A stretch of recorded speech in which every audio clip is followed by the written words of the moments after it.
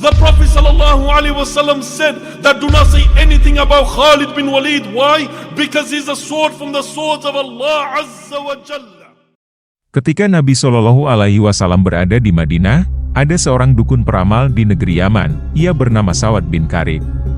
Sawad bin Karib radhiyallahu anhu menceritakan, jin yang mengajaknya masuk Islam.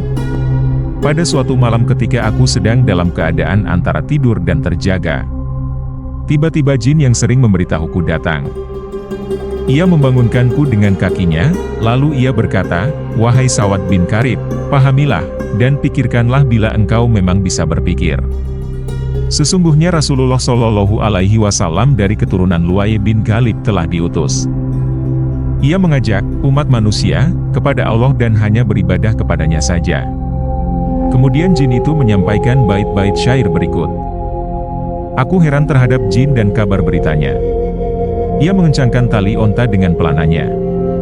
Ia meluncur ke kota Mekah untuk mencari hidayah. Tidaklah jin yang baik itu sama dengan jin yang jahat.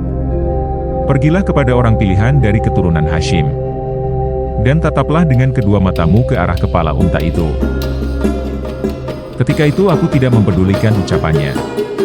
Aku katakan kepadanya, biarkan aku tidur, karena sore ini aku sangat mengantuk.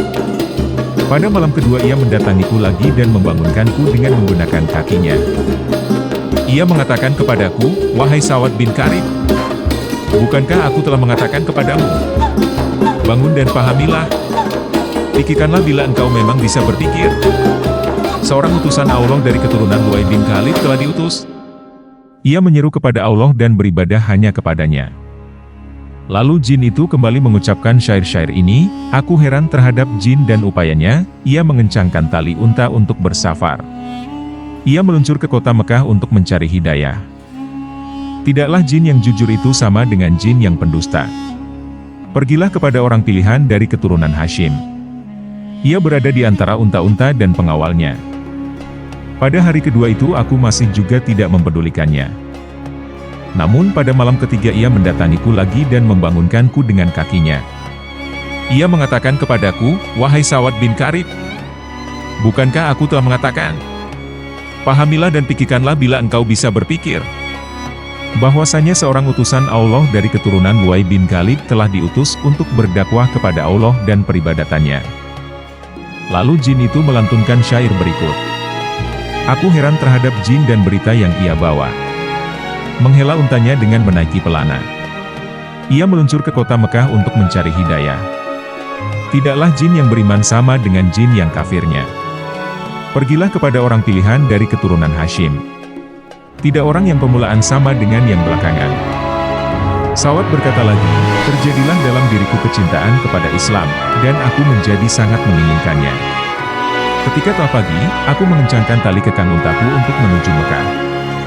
Di tengah perjalanan, aku diberitahu bahwa Nabi Shallallahu Alaihi Wasallam telah hijrah ke Madinah. Lalu aku pun menuju ke Madinah.